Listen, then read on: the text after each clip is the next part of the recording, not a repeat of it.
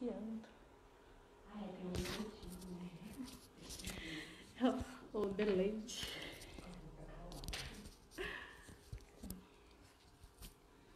Boa noite, meus irmãos. Que a paz do Divino Mestre Jesus se faça em nossos corações e que a espiritualidade benfeitora nos ilumine e nos auxilie. Nessa noite nós temos a palestra da nossa irmã Joelma Tanus com o tema A Parábola do Filho Pródigo. Vamos dar início com a oração, mas antes da oração nós vamos pedir que todos pensem no nosso irmão Luiz Cursino, que hoje está doentinho, não pôde estar aqui. Nós estamos com a live do celular, então tem uma técnica, hoje é diferente a técnica. Mas se Deus quiser, será uma noite abençoada com esses ensinamentos teus, Jesus.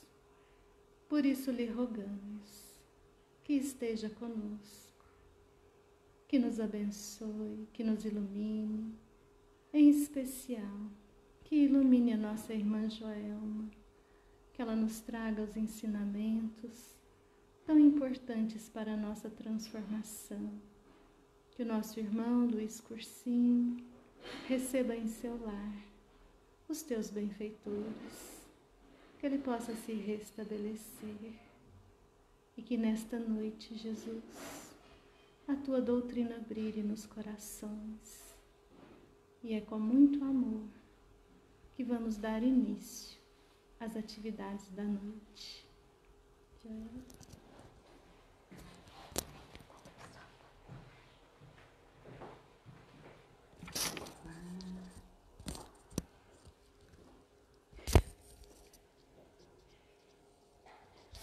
Boa noite, meus irmãos. Que a paz de Jesus permaneça em nossos corações. Que possamos nos sentir, então, unidos agora nesse objetivo, refletindo sobre esse tema. E que esse tema possa, no decorrer da nossa reflexão da noite, despertar em nós o melhor. Despertar em nós o desejo de receber esse abraço que nós estamos vendo aqui. Esse abraço de reencontro, esse abraço de retorno, ou se nós já nos encontramos nos braços do Pai, esse abraço, por sabermos que estamos ali juntos, compartilhando dos pensamentos, dos ideais, das leis divinas e auxiliando na sua aplicação. E essa parábola do filho pródigo, ela foi trazida por Jesus como uma resposta àqueles que questionavam o acolhimento que ele oferecia aos pecadores. Nós temos aí a figura dos publicanos, que muitas vezes eram mal vistos na sociedade, que entram esses pecadores, mas também a todos aqueles que estavam em erro. E Jesus então nos traz essa passagem. Ele vai nos contar que havia um pai e seus 2 filhos. E esse filho mais moço disse ao pai: Pai, dá-me a parte da fazenda que me pertence. E o pai, então, reparte por esses 2 filhos, a fazenda. Pouco tempo depois, esse filho mais novo ajunta tudo e se vai. Ele se vai para uma terra longínqua, muito distante. Passado um tempo em que ele esbanja, em que ele gasta, eis aí o significado do pródigo, do esbanjador, daquele que gasta em excesso, que não tem essa cautela, esse cuidado. Passado um tempo, então, já sem mais esses recursos, sem esses bens que havia recebido, abate-se sobre aquela região, aquela terra longínqua em que ele se encontrava, uma grande fome. E ele já, sem recurso nenhum, sem os bens, vai ter então com um dos cidadãos daquelas terras, que tinha ali as terras, enfim, e acaba contratando ele para que ele fosse apacentar os porcos. E ele vai cuidar desses porcos, muitas vezes desejando que ele possa se alimentar das bolotas, algumas outras traduções vão falar das vagens, do alimento ou do resto do alimento que era dado aos porcos, mas que ele não consegue se alimentar. E até que nesse momento de extremo sofrimento, em que ele desejava se alimentar, padecendo, não conseguia esse alimento, ele então se lembra do pai. Ele se lembra do pai e reflete: quantos trabalhadores de meu pai têm abundância de pão, e eu aqui pereço de fome. Levantar-me-ei e irei ter com meu pai, e dir-lhe-ei: Pai, pequei contra o céu e perante ti. Já não sou digno de ser chamado teu filho. Faze-me como um dos teus trabalhadores. Então, depois de cair em si, de se levantar, ele vai em direção ao pai. Ainda distante, quando o pai o avista, o que é que esse pai faz? Esse pai aperta o passo e vai correndo na direção do filho. Ele nem espera que o filho chegue. Ele vai, abraça o filho e começa a beijar o filho. Ele beija a face do filho. E o filho, então, traz aquele discurso que havia ensaiado antes de ir na direção do pai e diz: Pai, pequei contra o céu e perante ti e já não sou digno de ser chamado teu filho. Mas o pai interrompe esse discurso, não deixa que o filho continue e pede aos seus servos, aos seus trabalhadores: trazei depressa a melhor roupa e vestilho, e ponde-lhe um anel na mão e sandália nos pés, e trazei o bezerro cevado e matai-o. Comamos e nos alegremo-nos, porque este meu filho estava morto e reviveu, tinha-se perdido e foi achado. E aí então começa todo mundo a se alegrar, uma grande festa. O filho mais velho, que estava no campo, ele ouve a música, ele ouve aquela comemoração e ele então questiona um servo, a um trabalhador: o que é que estava acontecendo? E este servo responde: veio teu irmão e teu pai matou o bezerro cevado, porque o recebeu são e salvo. Mas neste momento, esse filho fica indignado. Ele não quer entrar. E o pai vai insistir com ele para que ele entre, para que ele participe daquela festa. Mas ele diz então ao pai: eis que te sirvo há tantos anos, sem nunca transgredir o teu mandamento, e nunca me destes um cabrito para alegrar-me com os meus amigos. Vindo, porém, este teu filho, que desperdiçou a tua fazenda com as meretrizes, mataste-lhe o bezerro cevado. E o pai então diz ao filho: filho, tu sempre estás comigo, e todas as minhas coisas são tuas. Mas era justo alegrarmos-nos e regozijarmos-nos, porque este seu irmão estava morto e reviveu. Tinha-se perdido e foi achado. Nós vamos encontrar essa passagem com esse ensinamento de Jesus no Evangelho de Lucas, no capítulo 15, versículos 11 a 32. Quando Jesus nos traz as parábolas, nós sabemos que elas têm um sentido material mais facilmente percebido e um sentido espiritual mais profundo, que vai perpassar todo o tempo e continuar com o seu significado, com o seu ensinamento. Mas para que a gente ainda entenda um pouco mais o contexto do sentido material que a parábola nos trouxe, é importante remontarmos alguns costumes e a cultura daquele povo. Qual era aquela sociedade? Era uma sociedade muito pequena. E naquela região, o que era muito comum? O comum é que as pessoas vivessem todas juntas. Então, o esperado é que os filhos, ao crescerem, continuassem vivendo ali na casa do pai, na propriedade do pai. E esses filhos, eles continuariam juntos, mesmo após a morte do pai. Então, mesmo quando o pai morresse, não haveria a divisão da família. A família continuaria junto, esses filhos, eles cuidariam da terra juntos, apacentariam as ovelhas juntos e teriam essa vida toda gregária, essa vida toda em comunidade. O pai era a autoridade máxima, né, nessas comunidades. E um ponto interessante, então, quando a gente percebe essa característica da comunidade, daquela aldeia, é que a gente já entende que esse filho mais novo, ele comete uma falta grave. Ele desrespeita, ele humilha o pai. Mas dentro dessa cultura, dentro desses costumes, a falta dele se torna ainda mais grave. É como se ele estivesse dizendo ao pai: quero que morra para que mais cedo eu tenha direito a essa herança. Então esse é um ponto que chama muito a atenção. Mas um outro aspecto que a gente deve observar também é o que era esperado que acontecesse quando houvesse conflito nessas comunidades. Quando houvesse um conflito, uma dificuldade, era esperado então um mediador, um conciliador, alguém que entraria ali, iria ouvir uma parte, ouvir a outra parte e propor uma solução para que pudesse chegar num consenso e as pessoas continuassem vivendo juntas, vivendo em harmonia naquela sociedade, naquela comunidade. E quando a discórdia, né, era entre pai e filho, o esperado era que o irmão mais velho atuasse como mediador. Então aqui a gente percebe uma falha também do irmão mais velho. Ele foi omisso. Ele não atuou como mediador nesta situação entre pai e filho.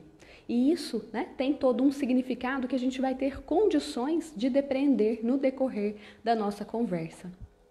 Quando nós vamos percebendo esses aspectos, e por vezes a gente volta muito o olhar para esse filho pródigo mais novo, o esbanjador, às vezes a gente deixa essa figura do segundo filho, né, do filho mais velho, não sendo percebida, e a sua atuação também não, mas tem um contexto muito importante e muito relevante. Por isso, vários historiadores, vários estudiosos têm, né, optado por nomear essa parábola não como parábola do filho pródigo, mas como parábola dos dois filhos, né, para que a gente possa entender um pouco mais esse contexto. E agora vamos então analisar uma figura muito central que aparece, né, e que nos comove, né, que nos chama a atenção.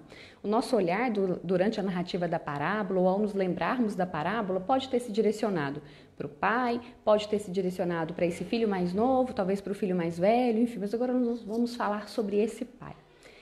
Esse pai que Jesus nos traz representa Deus. Jesus está aqui nos apresentando Deus, então, mas agora acrescentando a todas as características ou a toda a lei, né, que nós já tínhamos, do que nós não deveríamos fazer, que já constava ali nos 10 mandamentos, Jesus nos acrescenta então o amor e a caridade, nos trazendo o que o Pai espera que nós façamos. Quando ele apresenta esse Pai capaz de respeitar a escolha do filho, mesmo sabendo que o filho estava equivocado, que o filho estava errado, que o filho estava ali provocando uma humilhação, porque é isso que o filho faz. Quando o filho antecipa o pedido da sua parte na herança dos seus bens, o que ele está fazendo é uma grave humilhação. Ele está humilhando o pai, mas ao mesmo tempo ele está rompendo com a família, ele está rompendo com a comunidade. Então, mesmo diante dessa grave falta do filho, o pai respeita. O pai respeita a escolha do filho. E esse pai deixa que o filho vai. Então, Jesus nos traz aqui Deus, nosso Pai. É um Deus que nos pede a disciplina. Nos pede a disciplina, mas também nos pede o amor. Nos concede o perdão. Ele nos coloca os limites necessários, mas ele não coloca a restrição da liberdade.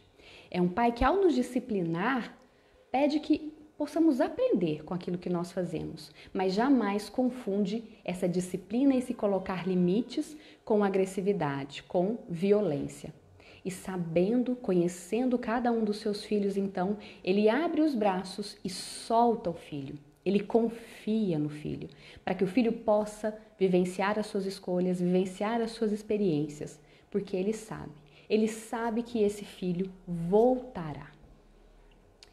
E quando nós vamos percebendo Deus desta forma, nós vamos entendendo também toda essa misericórdia que Jesus vai nos ensinando, que temos e encontramos em Deus nosso Pai. Tanto é que nós percebemos não só a misericórdia, mas também a compaixão, a compreensão, a generosidade, a bondade, o entendimento. Porque se esse pai fosse tão severo, tão rígido, tão austero, este filho pródigo não teria voltado. Mas este filho pródigo, ele volta. Ele volta porque ele conhece o pai. Ele entende a bondade, ele entende a generosidade desse pai. E é assim que o pai o recebe. O pai poderia ter dado ali um extenso sermão àquele filho fujão. Um grande sermão, enfim, falando de toda a humilhação que passou frente à aldeia, frente à comunidade. Mas não foi essa a escolha do pai.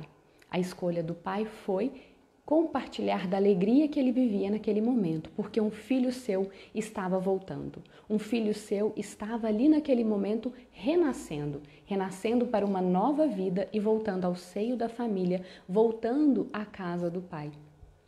E quando a gente vai percebendo tudo isso, o que nós vemos é essa infinita misericórdia de Deus para conosco. É isso que Jesus nos traz, é este grande ensinamento, que nós possamos descansar então os nossos corações.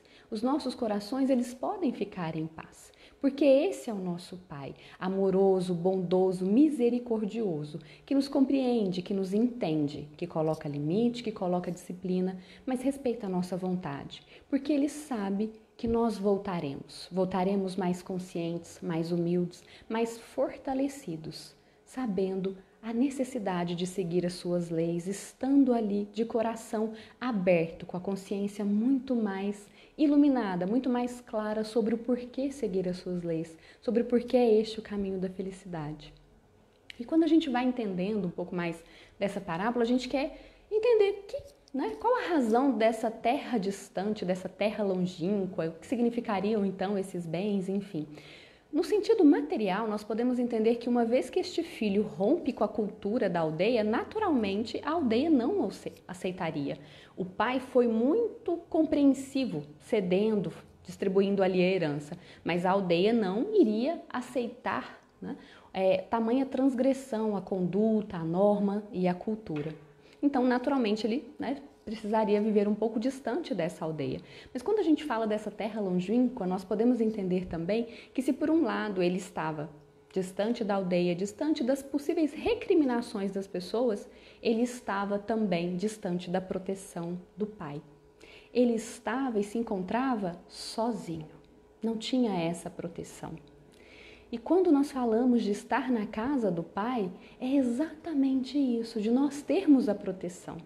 Quando nós estamos na casa do Pai, quando nós vivemos de acordo com as leis divinas, nós não estamos sozinhos. Não, nós temos os nossos outros irmãos que também compartilham desses ideais, que também vivenciam ali na casa do Pai e que podem nos ajudar a cultivar o solo, a apacentar as ovelhas, mas também a balsamizar as nossas dores todas as vezes que elas acontecem. Quando nós nos encontramos seguindo a lei de amor, de caridade, nós estamos junto de nossos outros irmãos e estando junto deles, jamais estaremos sozinhos. Se praticamos o amor, não há como ficar só, não há como se sentir sozinho. Mas aquele filho resolveu então viver distante da proteção do pai. E quando a gente fala desses bens, quais eram então esses bens que foram deixados? No sentido espiritual, nós podemos perceber todos os valores espirituais que nós temos. A retidão do caráter. Mas nós podemos perceber não só a retidão do caráter, nós podemos perceber também o juízo, a consciência, a sensibilidade da consciência, a candura do sentimento, tudo isso nos apontando o caminho do certo, o caminho do errado e nos livrando de possíveis falsos caminhos. E quando ele resolve então dispor desses bens, dispor das oportunidades que ele teria para poder deixar a sua consciência falar mais alto, escolher um bom caminho, fazer aquilo que era certo, agir pelo bem, ele então desperdiça. Ele cala a voz da sua consciência, deixa ali com que fale o momento e tão cedo então vem a grande fome. Que fome é essa? Além da fome que poderia assolar ali naturalmente aquela região, nós vamos entender essa fome também como a necessidade do conhecimento, a necessidade do esclarecimento. Ele estava ali já cansado. Era esse cansaço, era essa questão enfadonha, era esse fastio que quando nós nos dedicamos apenas ao material, a apenas a satisfação dos sentidos, a apenas a satisfação dos prazeres imediatos, nós vamos rapidamente cair. Nós vamos procurar a felicidade em um lugar e rapidamente a gente percebe que ela não está lá. Foi isso que aconteceu com esse filho pródigo. Então essa grande fome vai relatar a miséria que ele se encontrava.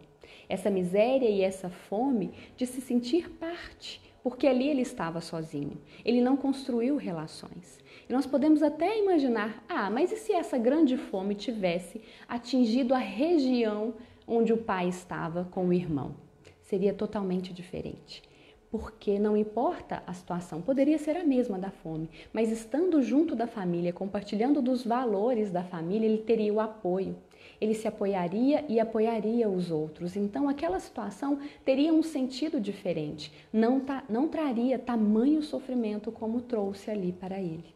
Então, desprovido de boas ações, apenas com as escolhas momentâneas, apenas com a satisfação dos seus desejos imediatos, apenas voltado para as questões materiais, sem construir bases sólidas, porque se tivesse uma base sólida ali, se ele tivesse praticado a lei de amor e caridade, ele não estaria sozinho.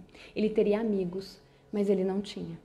E é então esse momento dessa grande fome, dessa falta de sentido, desse vazio que ele sente, que acaba abrindo a brecha, a possibilidade para que na sequência ele caia em si. E aí nós vamos perceber a aflição, abrindo espaço para que a gente desenvolva a humildade. Eis a razão de que bem-aventurados os aflitos encontra-se no Evangelho antes de bem-aventurados os humildes ou os pobres de espíritos. Porque muitas vezes é a aflição que nos desperta, que nos mostra que escolhemos o caminho errado, que não está dando certo, que vai nos mostrar essa nossa sede, essa nossa fome do conhecimento, da vivência de algo maior, de um sentido mais útil e mais significativo para a nossa existência. E é interessante que nós podemos fazer uma experiência em coisas muito simples. Por vezes, o que acontece? Nós desejamos muito algo material. Desejamos muito, às vezes, um telefone, às vezes a gente deseja muito morar em determinado lugar, a gente deseja muito um carro, né, com determinada característica, ou deseja muito um posto no nosso trabalho, enfim, ou deseja uma posição de destaque onde quer que a gente frequente. E a gente acredita que, ao ocupar aquela posição, nós seremos muito felizes, né? Nos sentiremos muito preenchidos. E o que acontece?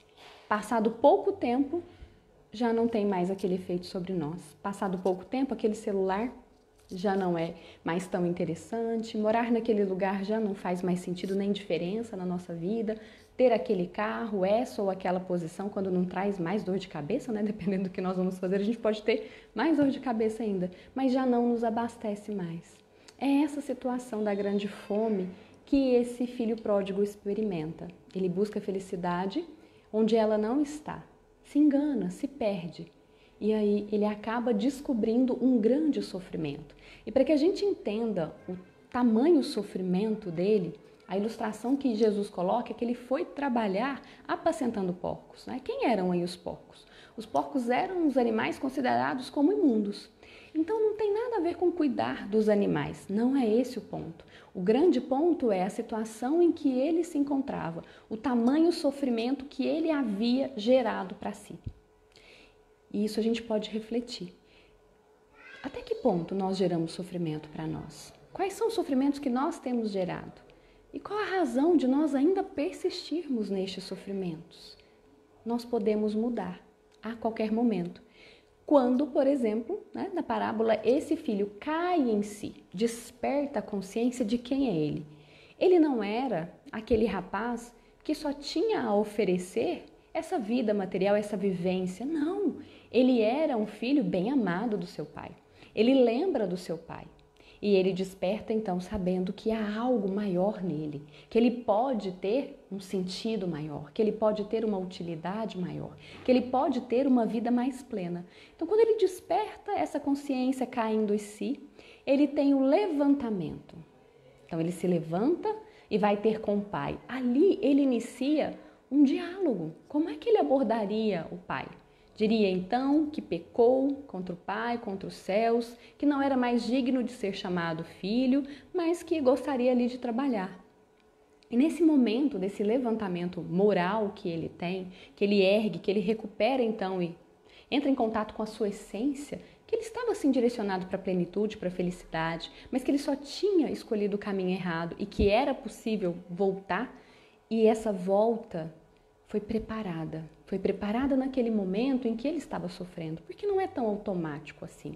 A gente cai em si, percebe a nossa essência, mas muitas vezes nós precisamos de um tempo. Nós, espíritos, precisamos de um tempo para nos fortalecer. E o tempo de fortalecimento dele para essa mudança foi o tempo em que ele estava ali apacentando os porcos. Ali ele foi refletindo, ali ele foi criando força para poder se levantar moralmente e então dirigir-se até a casa do Pai. E aqui mais uma vez, né, a gente lembra dessa imagem que Jesus nos traz, da importância dessa imagem, desse Deus, desse Pai que nos acolhe, que nos abre os braços. E isso é muito importante, porque foi exatamente o que deu ao filho essa condição de voltar e buscar o pai.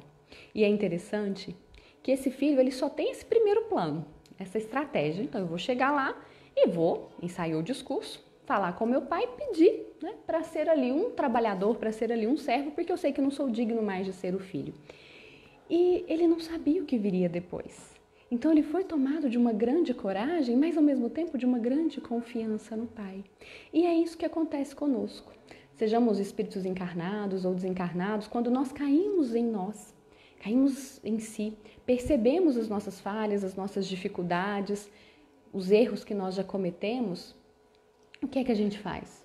A gente se arrepende e a gente pede a Deus uma oportunidade, mas a gente não sabe como é que vai ser. Como é que vai ser? Errei tanto, né? Vou precisar expiar? Qual será a expiação? Né? Qual será a prova? Como é que tudo isso vai funcionar? Mas nós não precisamos saber o que vem depois. Nós só precisamos saber que o Pai é amoroso, é bondoso, é justo. Ele vai nos tratar com disciplina? Sim. Ele vai colocar os limites? Sim. Mas ele jamais vai agir para qualquer um de nós com violência, com agressividade.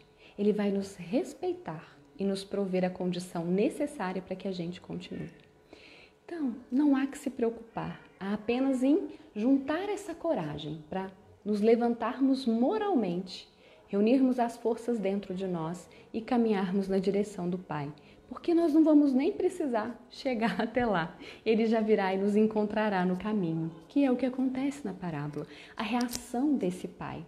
Esse pai, quando avista o filho, ele sai correndo. E um ponto interessante, só para a gente dimensionar, né? A alegria do pai é que não é comum nessa cultura em que Jesus contou essa parábola, e ele usava, né, de elementos da cultura ali, de símbolos comuns, né, de todo aquele contexto. Não é comum que os mais velhos corram. Os mais velhos, eles andam calmamente. E também não é comum para aquele povo alimentar-se de carne, né? Então aí que entra essa questão do bezerro, dependendo da tradução, do novilho cevado. O pai pede que traga, né, que mate o melhor bezerro. O que a gente vai entendendo? Essas duas questões, tanto do pai correr, quanto pedir, né, para que ali mate o melhor bezerro, né, é para nos dar a dimensão da alegria do pai. A alegria do pai quando o filho retorna. E o pai não vai nos dar sermão. Ele vai nos abraçar e ele vai beijar o rosto. O que é beijar o rosto? Beijar o rosto é um sinal de conciliação, é um sinal de reconciliação nessa cultura. Significava que com esse gesto, sem nada dizer ao filho, porque já estava ali tomado de compaixão, condoído pela situação do filho. O aprendizado o filho já tinha feito. Ele precisaria agora apenas dar continuidade e mudar o seu comportamento com ações práticas voltadas para o bem, mostrando o que aprendeu. Mas não era necessário nenhum sermão. Nenhum de nós vai receber sermão. Nós vamos receber a ajuda para soerguer. Nós vamos receber então esse abraço que vai nos colocar na condição que nós somos. Filhos muito amados de Deus, nosso Pai. E aí a gente lembra aqui de Jesus, né? Jesus nos dizendo: vinde a mim todos vós que sofreis, que estáis fatigados, e eu vos aliviarei. E sentindo então este alívio, este filho já nos braços do Pai, já tendo recebido esse perdão, o Pai ainda pede que traga a túnica, que traga o anel, que tragam as sandálias, trazendo claramente essa simbologia do perdão que já havia acontecido, trazendo também ali esse anel que era um sinal de distinção, dizendo que ele fazia parte da família, ele já estava novamente integrado, e ao mesmo tempo as sandálias, que era o que distanciava dos servos, dos trabalhadores. Então esse pai não ia colocar o filho nessa condição, mas ele ia dar ao filho a condição que sempre foi dele, e ele temporariamente havia se afastado. Mais uma vez nós nos tocamos então com esse abraço, com essa recepção tão calorosa desse pai, deixando claramente o valor que cada um de nós tem para ele. Não importa o que fizemos, não importa o erro que nós cometemos, isso não importa. O que importa é a nossa disposição de cair em si e de nos levantar moralmente e termos com o Pai. É isso.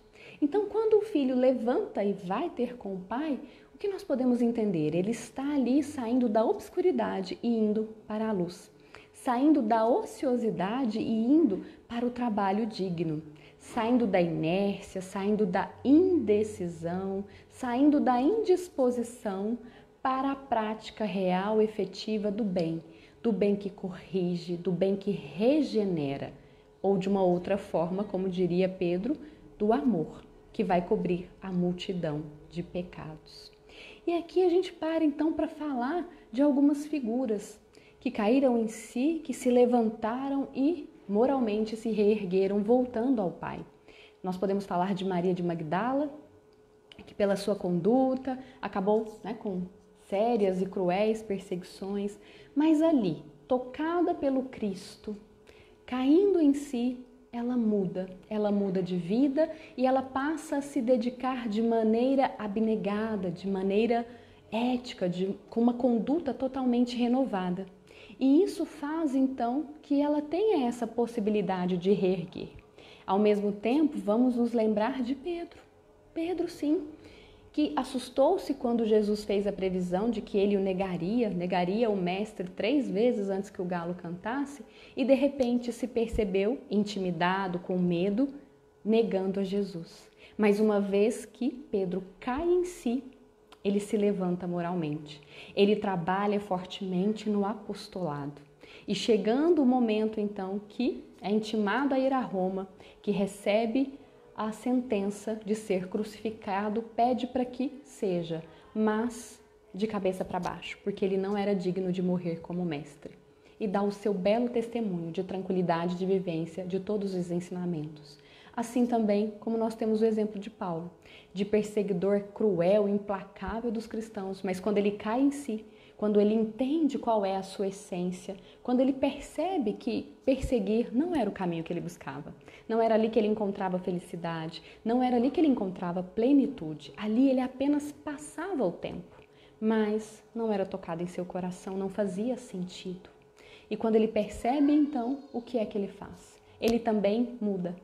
E ele vai corrigir, ele vai agir no bem, saindo da perseguição, da inércia, para esse movimento de pregar a boa nova, de levar o evangelho de Jesus a muito mais lugares. É isso que o Pai espera de nós, cair e levantar. Levantar significa mudar de conduta, mas significa também assumir a responsabilidade. Assumir a responsabilidade e entender que fomos nós que nos colocamos naquele lugar.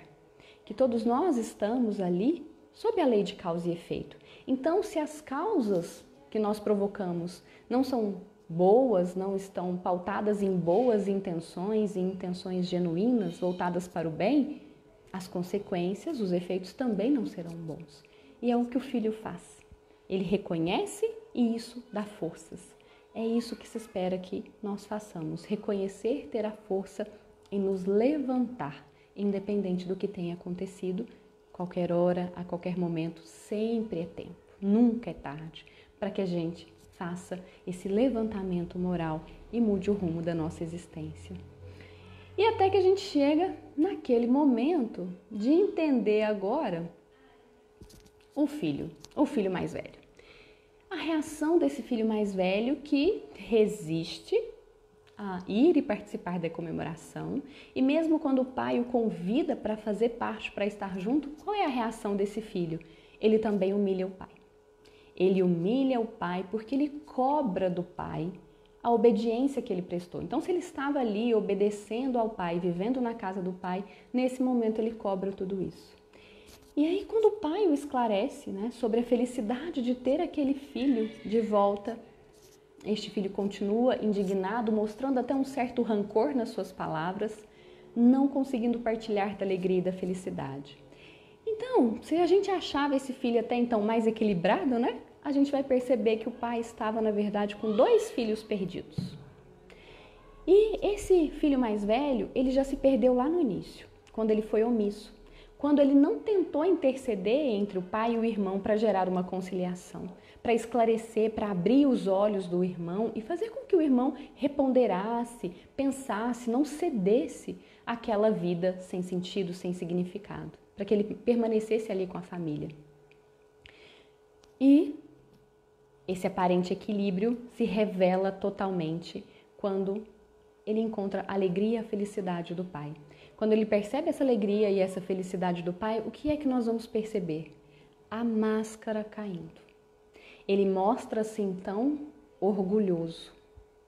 Orgulhoso porque aparece aí o ciúme, aparece aí a inveja e todas as derivações que vêm do orgulho. Mas aparece também o egoísmo, porque ele esperava que esse pai fosse bondoso apenas para com ele. Esperava que esse pai reconhecesse apenas a ele. Esperava que esse pai estivesse disponível apenas para ele. E é interessante essa conduta que ele tem, porque ele esperava que o pai tratasse o irmão com rigor, colocando o irmão para fora, talvez expulsando. E ele não consegue entender. Ali na severidade, ele mostra então que tudo aquilo que ele praticava era aparente. Ele aparentemente estava na casa do pai, ele aparentemente compartilhava das leis divinas, compartilhava do amor e da caridade, mas com a chegada do irmão ele foi colocado à prova do verdadeiro amor, à prova da verdadeira caridade. E ele não conseguiu passar nessa prova, porque ele não entendeu que o verdadeiro amor não corresponde a essa contabilidade tradicional. O verdadeiro amor acolhe sempre, o verdadeiro amor aproveita sempre a oportunidade de trazer aquele que se acha perdido, aquele que se acha sofrido, ao convívio, à alegria e novamente aos valores, a essa partilha, a estar junto e apoiar na construção deste outro, no soerguimento, no fortalecimento deste outro. E isso ele não conseguiu compreender.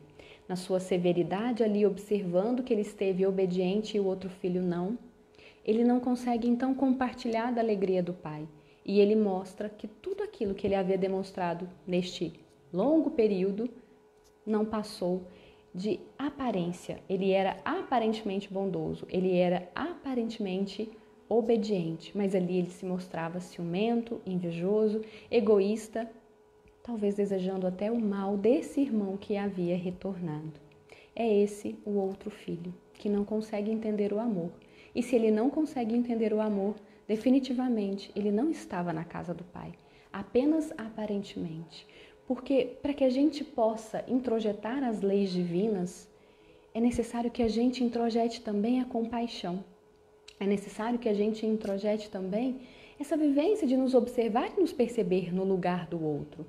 E de entender que o outro merece o mesmo tratamento que nós gostaríamos, se fosse nós que estivéssemos lá. Mas isso ele não consegue reconhecer, isso ele não consegue perceber. E passa então a ser desmascarado naquele momento. A máscara cai e ele se mostra como ele era.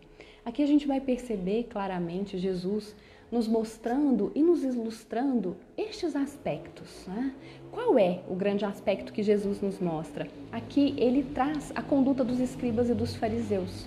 Dos escribas e dos fariseus e representados aí por este filho mais velho, mas ele traz também a conduta dos pecadores, dos publicanos, representado pela conduta deste filho mais novo.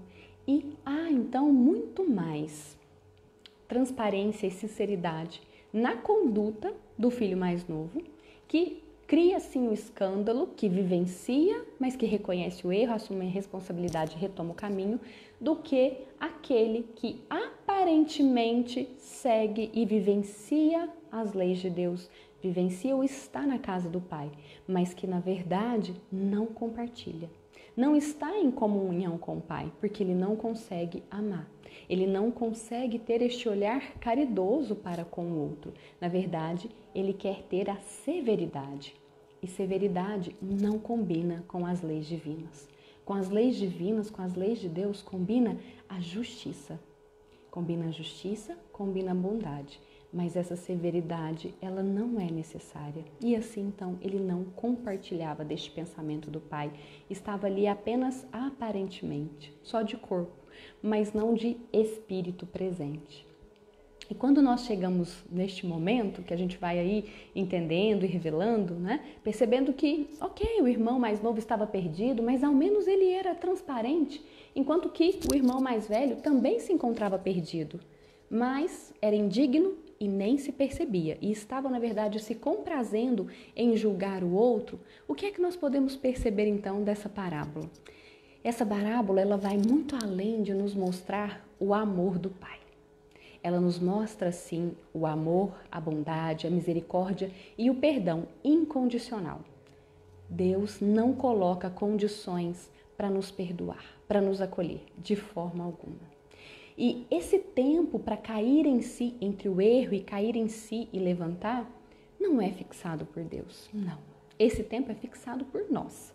Pelo momento em que nós resolvemos, então, reconhecer o erro, perceber que estamos em sofrimento, perceber que estamos ali desesperados, mas que essa aflição nos abra espaço para a humildade. E aí sim reconhecer, Deus, me ajude. Eu preciso de ajuda e me comprometo a mudar, uma vez que a responsabilidade de se encontrar no lugar ou na condição que eu estou foi minha, eu me comprometo a mudar.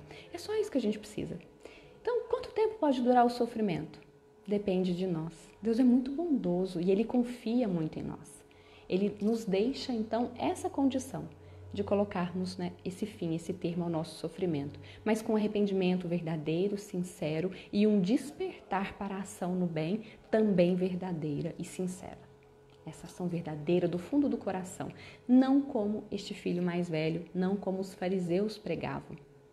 E agora, a gente já entendeu todo esse amor, essa misericórdia, mas tem uma outra parte muito importante da parábola que nós precisamos entender. Essa parábola, ela reflete também a nossa evolução espiritual. Como é que nós estamos no nosso processo evolutivo?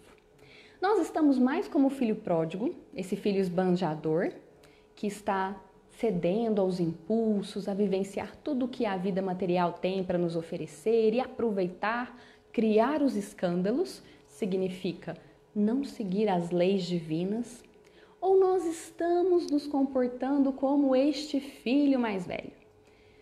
Estamos sendo omissos quando nós percebemos um irmão nosso indo pelo mau caminho e ao invés de amorosamente, respeitosamente intervir, levar uma palavra de esclarecimento, levar uma palavra de consolo, de ajuda, nós deixamos que ele se vá, nós deixamos que ele se perca e estamos ficando ciumentos quando nós percebemos que ele volta.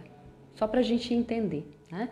Todas as vezes que nós desperdiçamos oportunidades de evoluir, todas as vezes que a gente tem a oportunidade de fazer o bem e escolhe não fazer, né? Foi tão chocante que o fone até caiu. Todas as vezes que nós temos oportunidade de fazer o bem e escolhemos não fazer, quando nós sabemos que algo é incorreto, e nós mesmo assim fazemos, às vezes porque alegamos que somos fracos, que não damos conta, que é muito difícil, que a tentação é grande, né? Nós estamos agindo como este filho mais novo.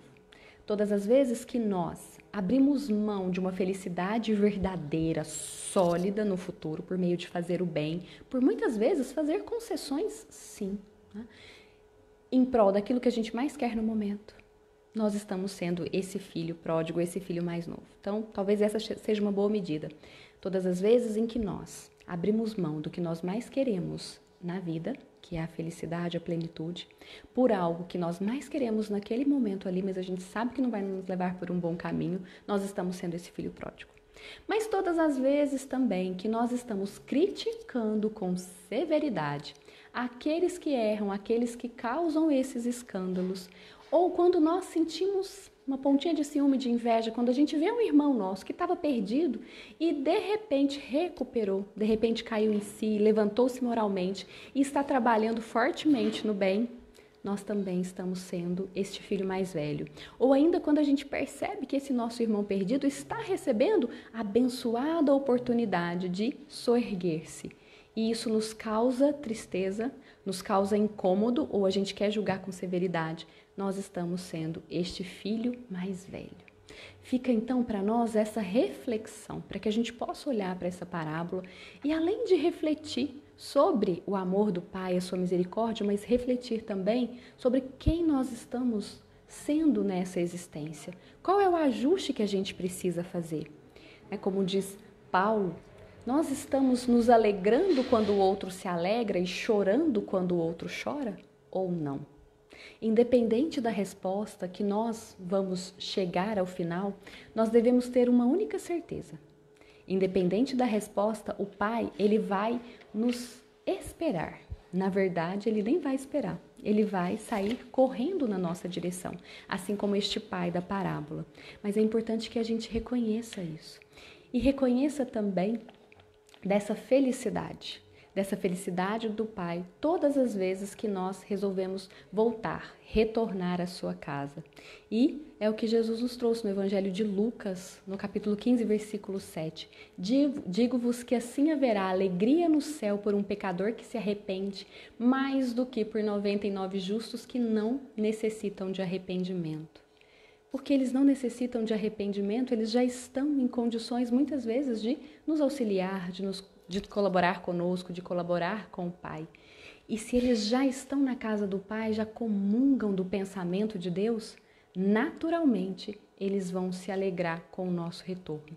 Que nós possamos ser esses irmãos que se alegra com o retorno do outro, mas não só que se alegra, que propicia condições ao retorno do outro. Que sejamos também esse irmão que cai em si, que olha profundamente, que retira todas as máscaras da aparente bondade e que cai em si, que desperte a consciência, que se levante, que assuma a responsabilidade e que vá ter com o Pai. O Pai nos espera. Quando é que esse encontro vai acontecer?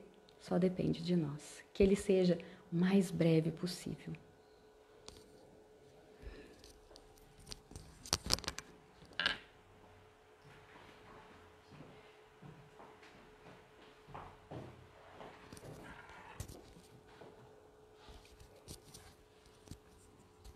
E assim nós chegamos ao final da nossa tão linda palestra.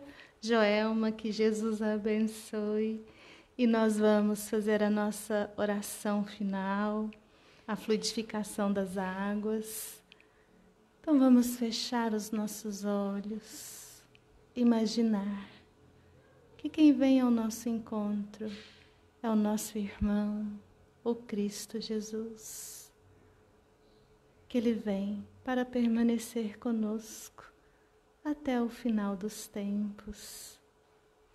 Não temamos, confiemos nesse Pai de amor, confiemos não só no sentimento de esperança, mas sobretudo nesta fé fortalecida na razão, de que somos todos muito amados, que o destino de todos nós é a paz e a felicidade. Por isso, meus irmãos, vamos elevar ao Cristo Jesus a nossa gratidão, rogando a Ele que envie os teus benfeitores espirituais aos nossos lares, transmitindo paz, as energias balsamizantes que curam os nossos corpos, mas também que curam as nossas almas, tendo como a medicação mais preciosa o Evangelho de Jesus.